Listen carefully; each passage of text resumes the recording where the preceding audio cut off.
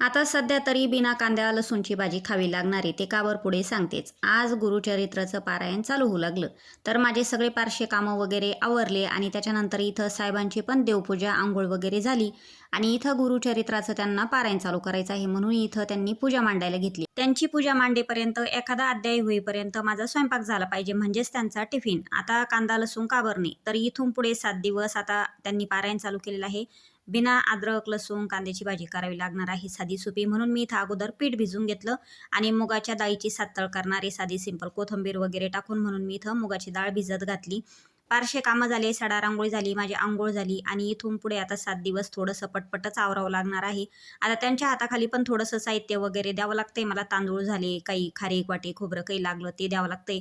आता चला असो. त्या अगोदर मी इथं तेल टाकलं, जिरे टाकले, हिरवी मिरची टाकली आणि ही भिजलेली डाळ आहे ना ती पण टाकायची आहे. आता ह्या भाजी करावी कशी तेच समजत नाही बरं का. कारण आपण दररोजच्या भाज्या कशा अद्रक, लसूण, कोथिंबीर, टोमॅटो काय लागलं ते पटपट, पटपट कापून वगैरे टाकून देतो. परंतु आता हा गोंधळच होणार आहे 7 दिवस.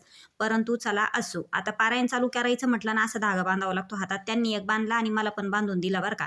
आता त्याच्यानंतर त्यांची पूजा वगैरे मांडेपर्यंत मी अशी छान इथं मुगाची डाळी सातळ केली. त्याच्यानंतर इथं पटपट चपात्या करून घेते. तवा तापायला ठेवला. म्हटलं चला आता व्हिडिओ हा तुमच्यासोबत शेअर करावा. छान इथं आमच्या साहेबांची पूजा इथं मांडून झाली आणि अध्याय चालू केलेला आहे वाचायला.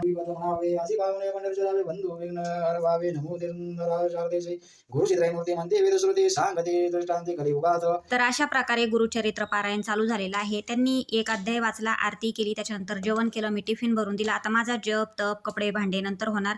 अशा प्रकारे आजचा व्हिडिओ. आता व्हिडिओ आवडला तर लाईक करा, चॅनलला सबस्क्राईब करा. बाय.